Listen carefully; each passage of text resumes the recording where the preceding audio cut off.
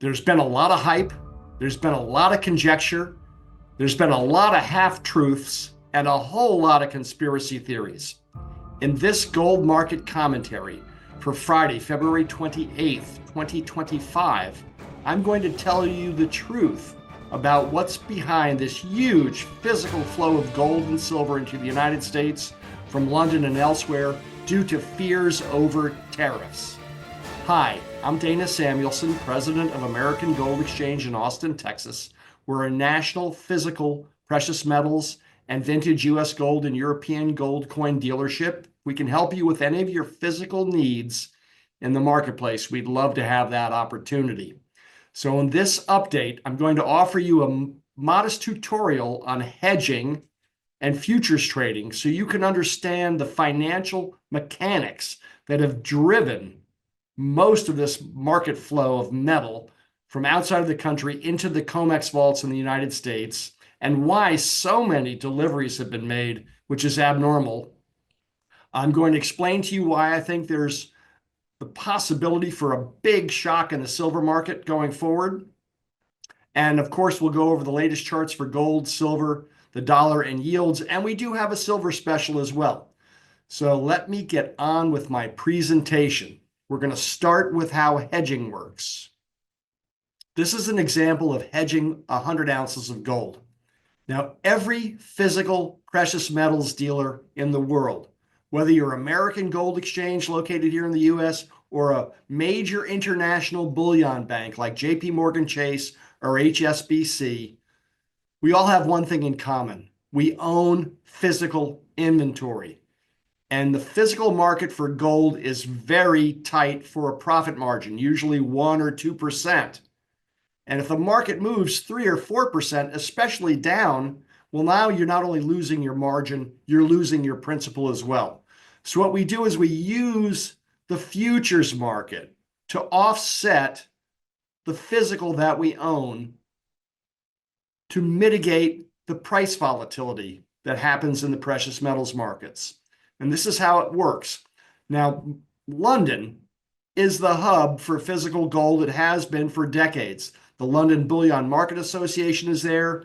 The behemoth Bank of England is there that stores gold for central banks around the world. The refineries in Switzerland are close. Europe has a gold culture. Asia has a gold culture. We don't really have a gold culture in the US like other parts of the world do. So the physical gold has always been in London. That's where the physical gold market has been primarily. But what we do have in the US is the futures market, where we sell contracts for future delivery. And most of the time, when we sell a contract forward, we buy it back before the expiration date comes for us to deliver that as a way to hedge. And if we need to continue hedging, we just roll that futures contract forward to the next most actively traded month. That's how usually the futures market works. Now let's go through an example here that I've got on the screen. If we buy 100 ounces in London at $2,500 per ounce, that's a $250,000 contract. Now, if there's no price difference between London and the New York contract, and we sell the exact same contract for future delivery in New York, 100 ounces at $2,500 an ounce or $250,000 total, now we've got one bought at the same price that we've sold one. Now, as the price goes up on the left-hand side of the screen to $2,600, $2,700, or $2,800 an ounce, we're making $100, $200, or $300 on that ounce of gold. Times 100 is $10,000, $20,000, or $30,000 of profit, which is great. But if we've sold the equivalent contract forward for future delivery, now we're losing that same $10,000, $20,000, or $30,000. They offset each other. And this goes both ways, up or down. So it's a way to negate price volatility. That's why we hedge. And it's a smart thing to do if you're running an effective precious metals business, because if your profit margins, like I said, are 1 or 2% on gold, 3, 4, 5% on silver, and the market moves against you more than that, well, now you're losing money, and it's a great way to go out of business. And I have seen it happen to dealers. So that's why we hedge, and that's the theory behind it. Now, this is a chart that explains the difference between the spot price and the contract price when we normally enter into these futures delivery contracts. And the difference is simply the interest on the value of that contract from the time that you buy it until it's due to be either physically delivered or received if you don't roll it forward. We call that interest difference the contango. That's the term for it.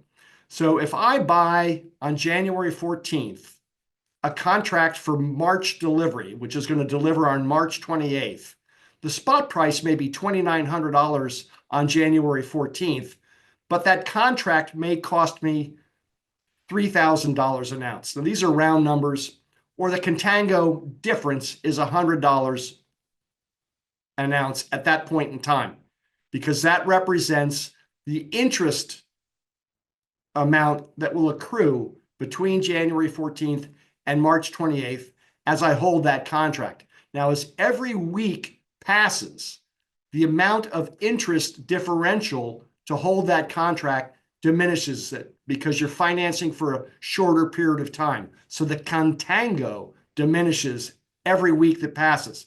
90, 80, 70, 60, 50. As it goes down, you can see on the chart how it occurs until what was spot on January 14th when I bought the contract, assuming no other changes in the marketplace, becomes spot, delivery on the spot, on March 28th. And they equal each other, and now the contango has gone down to zero. So that explains why most futures contracts are almost always at a higher value than the spot market, the time value of money, or the contango. Now let's look at what's happened as a premium differential between that ounce of gold in London and that same ounce of gold in New York. This chart shows the premium of gold differential. Above the line is the differential of how much more it costs for that same ounce of gold in New York. Now, normally, for 100 ounces for 60 days at current interest rates, the contango for a contract starts at about 25 or 30 bucks. So that's a pretty normal premium. Now, that'll diminish as time passes, as I just explained to you. But premiums above that become abnormal. Now, we saw a spike July 21st of last year when Biden dropped out of the presidential race. That put a lot of uncertainty into the marketplace. And that eventually edged back down. And Donald Trump was elected president, and he started to talk about tariffs.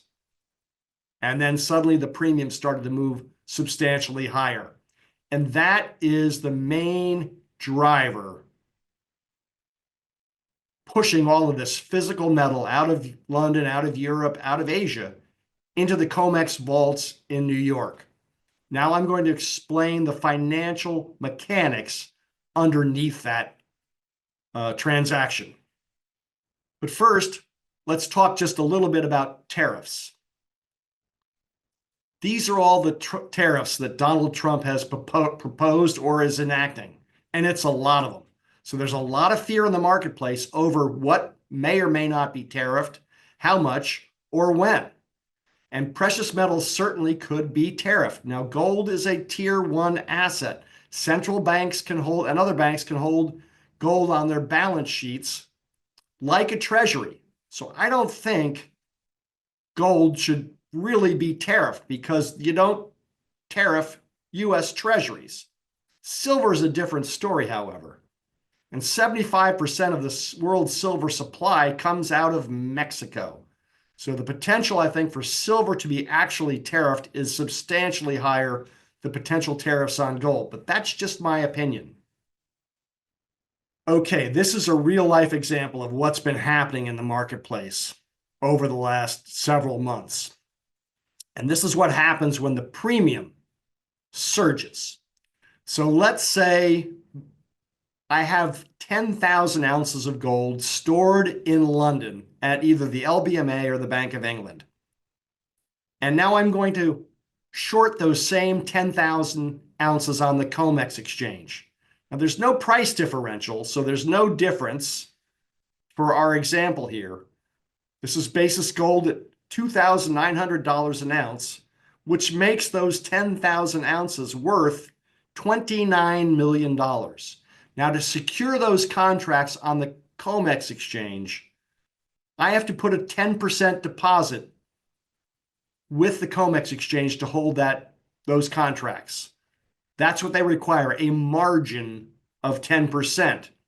And if I've sold them on the futures exchange because I own them in London, if the price of that contract or the value of gold goes up, then I'm going to have less margin. So I'll have to get what's called a margin call and put more money into the Comex exchange bank account for my company to keep that margin at 10% of the value of the contract.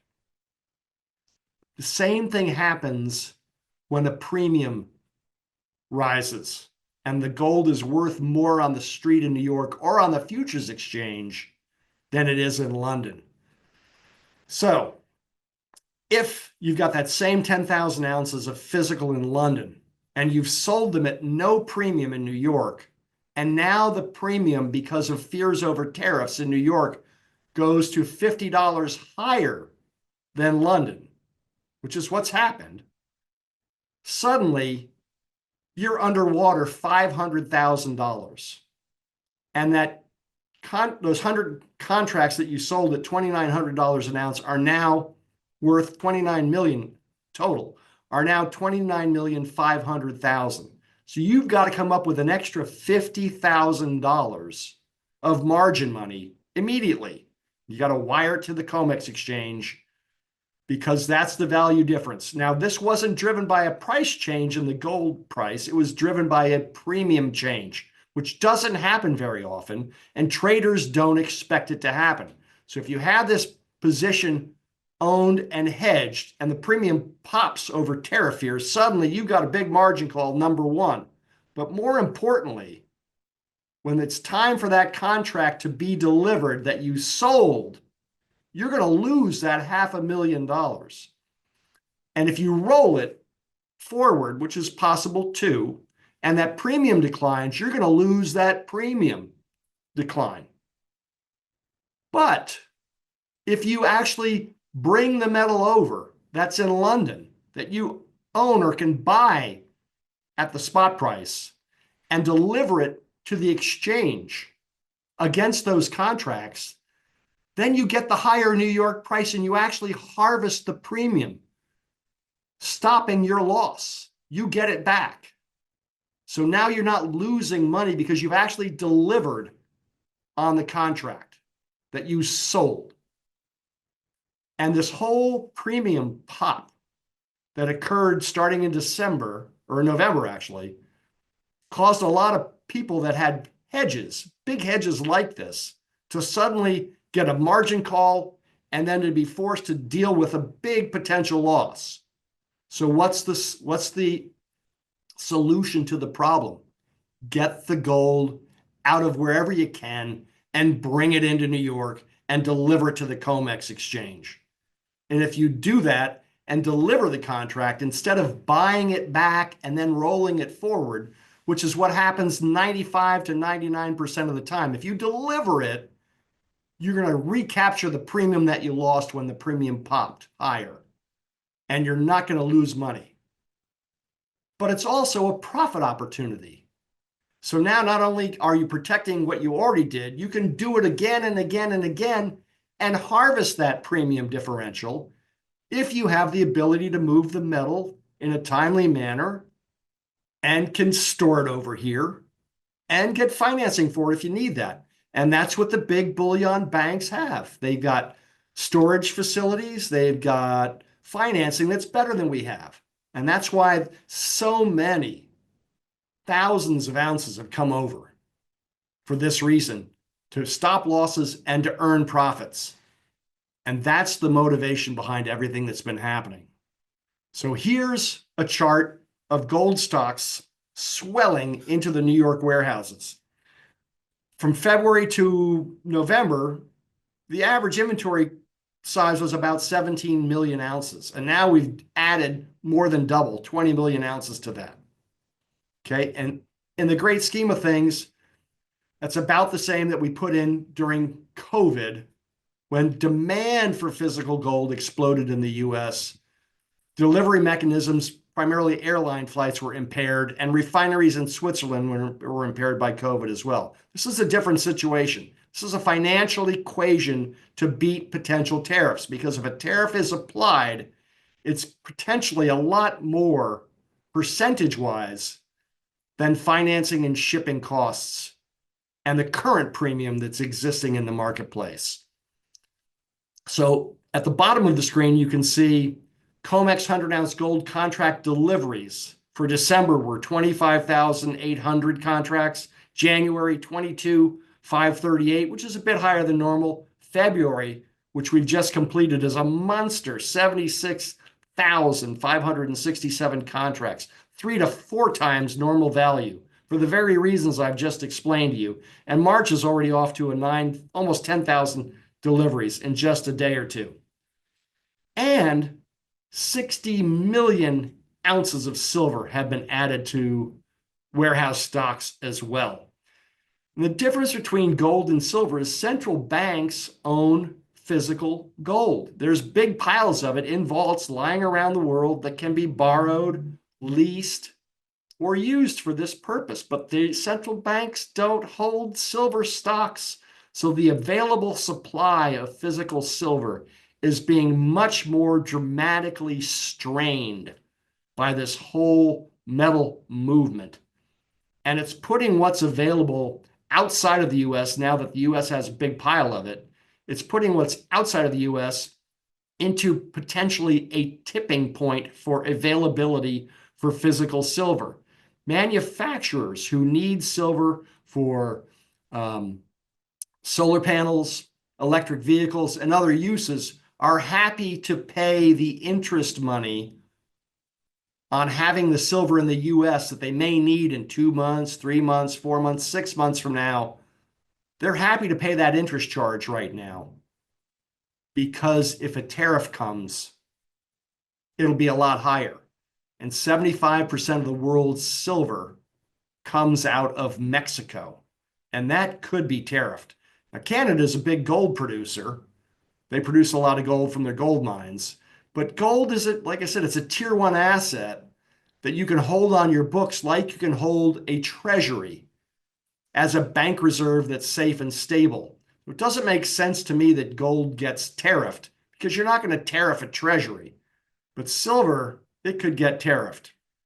And it matters in the current market. And that's why so much silver has come over here as well. So this chart just illustrates how much gold has come out of the Bank of England vaults over the last, 12 years, 13 years, and it's been a lot over the last couple of months. So that's inordinate. But the flow seems to be slowing down a bit. And this is an indicator of that. This is the gold lease rate, the amount of money it costs in financing to borrow gold or lease it. And the 1-month rate has been particularly sensitive because there's been an urgency to get this gold over into New York, especially for the February contract deliveries that just expired today. And that's why the number of deliveries has been so high, to recapture that premium I talked about earlier. But when the financing charges for a 1-month lease start to roll over like they have, that means that this whole thing is starting to settle down a bit. And that's why I've illustrated it here. It's got a 1-month lease. It's highlighted in yellow, 3-month in blue, 6-month in purple, and 12-month in dark blue. Now, what's also happened is the EFP, or the exchange for physical gold and the exchange for physical silver. The premium is coming down too. Today's premium is about $11. When I last talked to you 2 weeks ago, it was about $20. At the peak, it's been $60. For silver, the EFP today is about 53 cents, which is about where it was 2 weeks ago, but it's been as high as $1. And that's what's helped to bring a lot of silver over here as well. But silver is more problematic to ship because you can't put silver on an airplane like you can put gold. And that's how most of the gold has gotten here, is by air transport, while silver is shipped. And if you're shipping silver over and the tariffs are announced, well, then you're going to pay the tariff on that silver to get it into the country. So this is the financial reasoning why all this has happened. It's going to continue as long as the EFP, or the premium difference in New York, remains elevated. And in normal conditions, a gold EFP, the difference is a couple of bucks, $2, $3, $4 at that. And the silver is much tighter too, 5 cents. So we're still going to see this situation continue, probably not as aggressively as it has, while the premiums remain elevated. So that's the most important thing to watch. What are the premiums? And then, of course, whether tariffs are actually enacted or not. All right, so this is a chart that really talks about the most fundamental driver of gold, and that's the change in central bank gold buying. I've used this in the past, but this puts into perspective what's really been happening. For most of the period between 1950 and 2010, central banks were net sellers of gold that they had in their vaults after the U.S. confiscated gold at $20.67 an ounce in 1933. And then the gold price was revalued internationally at $35 an ounce in 1935, which made all the gold coinage that was in Switzerland, Europe, Great Britain, and Asia obsolete, because now the intrinsic value is greater than the face value.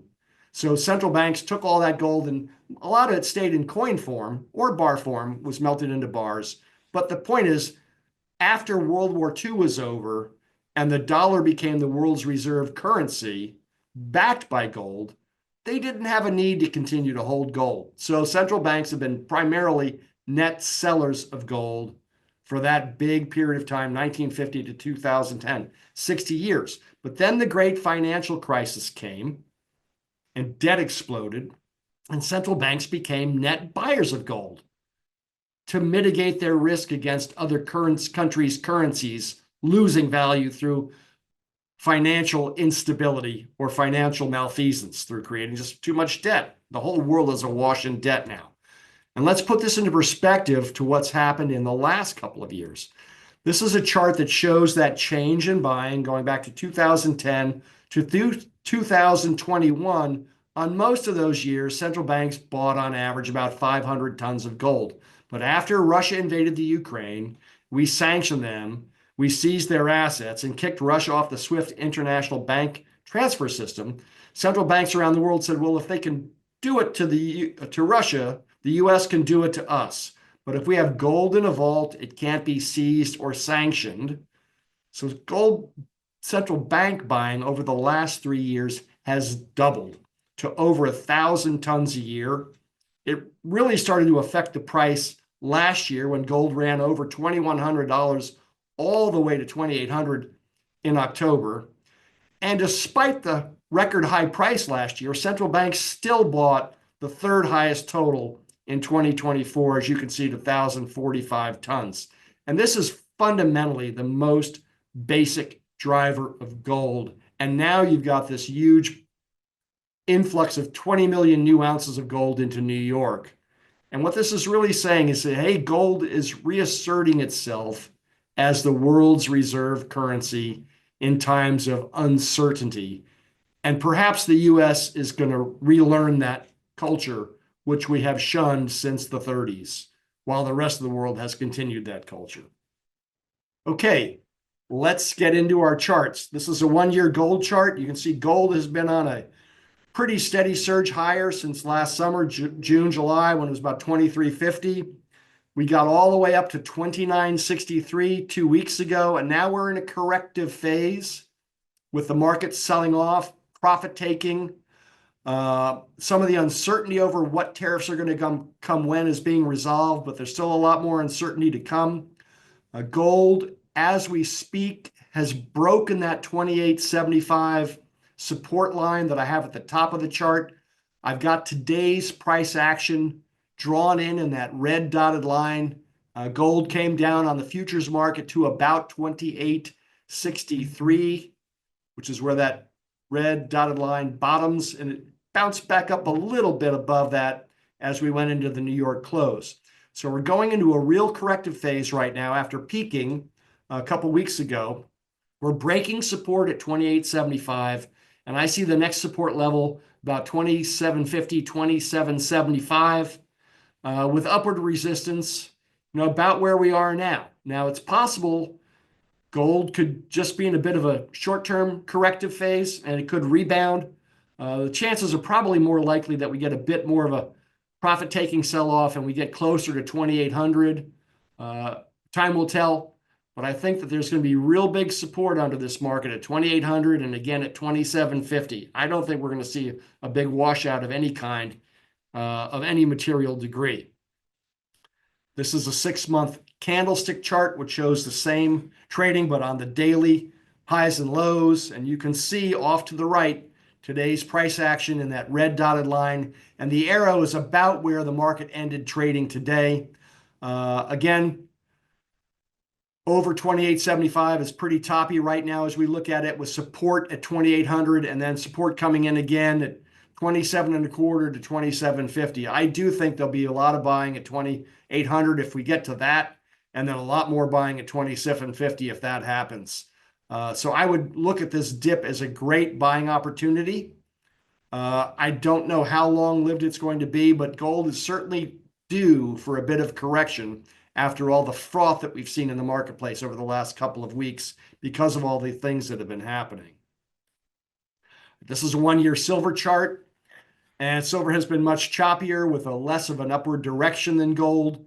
We had that breakout in October to $35. It didn't hold, but now we're developing an inverse head and shoulders pattern like we did last spring when when silver hit 32.50 an ounce, and then corrected down, moved back up a bit, corrected lower, moved back up, and then corrected back up to the neckline of 32.50, and then it popped to $35. Well, now we've got the same inverse head and shoulders pattern forming with the neckline still at 32.50. We've been testing a breakout above that, but right now it's failing on profit taking.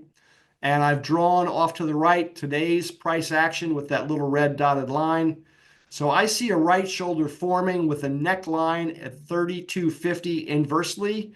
And usually when you break over that neckline after this formation occurs, you get a pop. And I do think the market is more ripe than it's ever been for silver to really move substantially higher relative to gold. I normally don't get too excited about these things, but I'm really excited about the way silver is shaping up right now. I truly think it has the potential to run to 40, 45, maybe even $50 an ounce when this market gets some momentum behind it, especially based on gold continuing to go higher. And I don't think we're going to get that big of a correction in the gold market based on everything that's happening. Let's look at the candlestick chart. And again, shows the same kind of price action, but only for 6 months. So you can see this head and shoulders pattern developing. I've drawn an intermediate support line in green at 31.60. We went a little bit under that today on the low, but we rebounded back a little bit above that. So it's holding tentative support in the short term today, but it's a real test now. When you get this kind of market sell-off or damage on a technical basis, you usually get a bit more of a correction before it resolves and you get a firm direction. But I see a lot of opportunity in silver, and for a lot of good reasons. So I'm very bullish, and I like this dip that we're in for both gold and silver, but especially for silver. And that is reinforced by the gold to silver ratio chart. With the spot market at 28.55 this afternoon and silver at 31.20, that brings the ratio to 91.5 ounces of silver to equal 1 part gold, which, as you can see, is high. And silver's more volatile, and the correction we've been going through has put the ratio up a bit. And this is just another reason why silver has a lot of potential, because when that ratio narrows, like it did this past summer, and got to 73, that's a big gain for silver, from about $23 to $32. And that's why I think the pop higher, if we get it, could take us to 40, 45, maybe even $50 and narrow that ratio down some. So that's another reason why I'm bullish on silver. And very quickly, let's go through our dollar chart and our Treasury yield chart. So this is a one-year dollar index chart, which measures the dollar against a basket of other currencies. And you can see we've got a head and shoulders pattern forming, only not inverse. This is a regular head and shoulders pattern with the neckline at about 106, above that 105.75 support level, resistance level. And if the dollar continues to weaken like it has since beginning of January, that's part of what helped gold go up to record highs at the end, the last 2 weeks when the dollar was bottoming. We've got a rebound right now, but if the dollar actually rolls over and drops below support at 106 or so and breaks lower, that'll be very good for gold and for silver. And that's what the pattern on the chart looks like it's shaping up to show us, a breakdown of further in the dollar. Here's the federal funds rate in black and the 10-year Treasury yield in red. And as you can see, with the federal funds rate at about 4.35%, the 10-year Treasury yield has fallen below that to about 4.25%. So this is a very modest inversion, which usually signals that there's trouble ahead for the U.S. economy. So what's happening is people are buying treasuries as a safe haven vehicle, like they buy gold or Bitcoin, safe haven, and they're pushing the yield down. And this is also causing the cost of financing to go down as well. So we've seen mortgages drop a bit in the last 2 weeks as this 10-year Treasury yield has tumbled lower. But it's not just the 10-year, it's the 30-year, and it's the 2-year, which is about 2.1%. And that's a market indication of where the market thinks the federal funds rate will be going. And we are seeing fears of a economic growth slowdown in the US, which is causing the equities markets to be toppy right now. So all of this is starting to shape up into the US weakening a bit. And some of this could be contributed by the Doge, government cutting that's going on, because the government's the biggest employer there is in the country. And if we shed a lot of jobs, well, that'll help to weaken the economy, despite the financial gain that the government will get. We'll get some pain first. And this is the market sensing it that, hey, a little pain could be coming, and it could be coming quicker than we think. So that's what's going on with yields. We do have a special on Canadian silver maple leafs, the back dates with Queen Elizabeth's picture on them. We've got a low stock on these, but we're as low as $2.49 an ounce over the spot price. You might recall in our last update 2 weeks ago, we had gold eagles as low as $49 over spot for 1 ounce gold eagles, the lowest premium we've ever offered. Well, guess what? That price is back up to $99 over spot because that market is firmed back up. But we still have these silver maple leafs available at this price, and they're a great deal. So if you're interested in adding silver to your portfolio, this is a great option for you. So that's our update. Thank you for your time. Thank you for your loyalty and trust. We're in our 27th year in business, and we wouldn't be successful without our loyal clients. So thank you so much for the loyalty and trust that you've placed in us. And I hope you got something out of this video. If you like what we're doing, please subscribe, like the video, and share it with your friends. And have a great week. Thank you so much.